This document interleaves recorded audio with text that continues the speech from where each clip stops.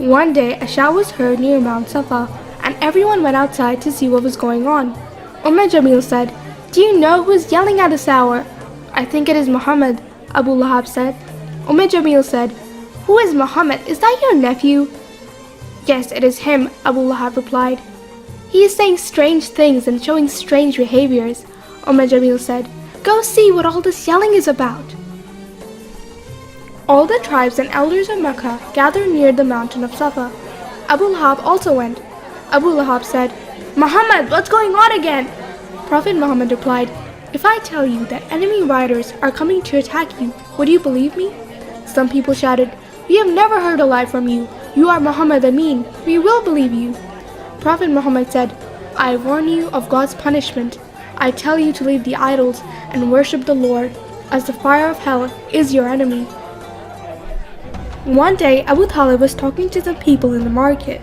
His eyes fell on Prophet Muhammad, who loudly called for salvation and godliness. Abu Lahab told those around him, "Don't listen to him. He has gone mad." Prophet Muhammad came to him and said, "Oh uncle, come to the path of righteousness and accept Islam." Abu Lahab picked up some stones from the ground and threw them at Prophet Muhammad's feet. Prophet Muhammad, without saying a word, continued to kindly invite people to salvation. People were surprised by the behavior of Abu Lahab. Blood started flowing from the Prophet's feet, but Abu Lahab didn't apologize. Instead, Abu Lahab laughed like crazy and clenched his teeth, saying, "He is not the Prophet. He is a liar. I am his uncle and I don't believe him. He wants to mislead you. Be careful." The verses that Prophet Muhammad recited to the people of Mecca were being spread everywhere, and people used to come to hear his beautiful voice. However, Abu Lahab had appointed some people to tell everyone that came to see the Prophet to go meet the Prophet's uncle.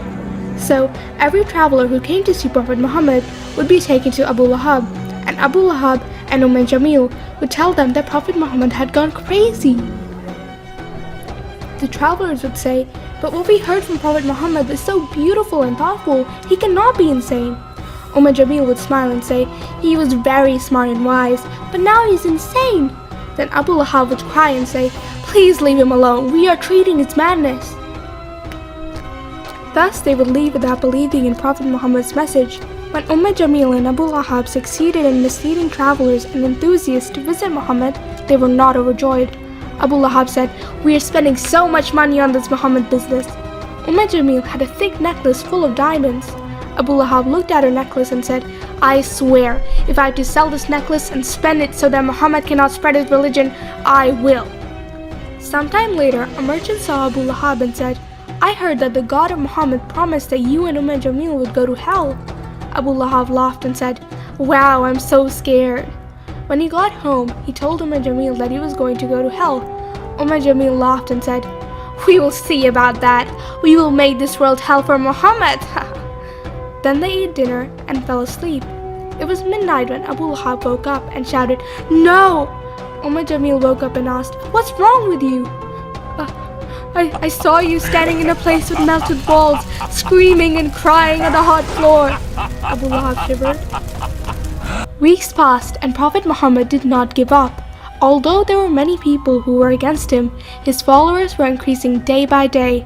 Eventually, war broke out between the disbelievers of Quraysh and the Muslims, the War of Badr. A war that Abu Lahab did not fight because he thought that the polytheist army would easily defeat Prophet Muhammad and his followers in half a day. But that didn't happen. Abu Lahab waited in the city for the trumpet return of their army, but Abu Sufyan and his men returned home sadly. Abu Lahab went to Abu Sufyan and asked what happened. "I had never seen such a thing before," said Abu Sufyan, who was shocked and disturbed. One of the servants got up and said, "Abu Lahab, I saw it with my own eyes. I saw angels coming from heaven." "Shut up, you stupid slave. You have no right to speak." Then Abu Lahab slapped him across the face. The owner of the servant grabbed the stick and hit it on Abu Lahab's head. Blood started flowing from Abu Lahab's head and he fell to the ground. A week later, Abu Lahab's body became infected and grains of plague ravaged his entire body. His body smelled of a stench that no one would dare to come near. Eventually, a few slaves were forced to take him out of the city and pour water on him.